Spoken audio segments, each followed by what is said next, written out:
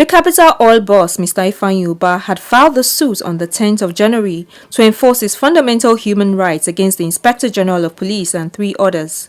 In his originating motion, he asked the court to set aside the interim report of the 2nd of November 2012, in which the Commissioner of Police of the Special Fraud Unit (SFU) had purported that he would be arraigned on a prima facie case of money laundering and criminal conspiracy.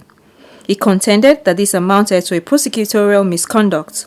Mr. Ubah also argued that another report dated November 3rd, in which the SFU had stated that the report will be submitted in a case of stealing and economic sabotage against him, amounted to a breach of his fundamental human rights. The applicant also sought a declaration nullifying the complaint made by the Presidential Committee on Verification of Oil Subsidy Payment to oil marketers, a report he alleged was tainted by malice.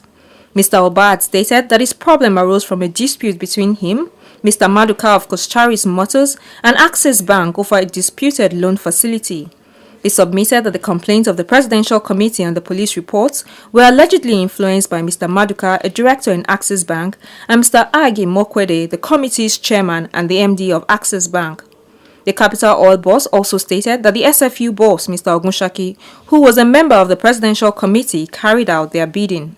He then sought compensatory damages for his detention in custody for 10 days, as well as an order of perpetual injunction restraining the Inspector General of Police and the Commissioner of Police of the SFU from further harassing him.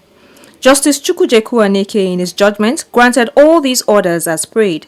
The court voided the police reports on the ground that it was not a product of fair and unbiased investigation and held that Mr. Ubah and his company, Capital Oil and Gas, could not be prosecuted on its basis.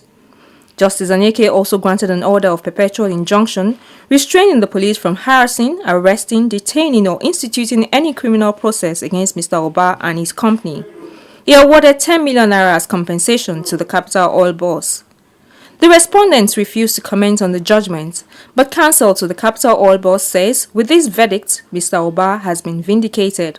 The implication is that the Presidential Committee report that indicted Ubah and the interim police report that indicted Ubah has been quashed. So they are of no relevance, they are quashed ab initio, and nobody should try and enforce anything, try to rearrest Ubah or take Ubah to court based on those reports.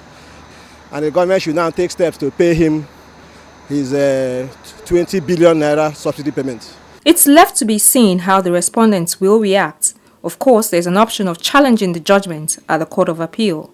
Shola Shieli, Channels Television News.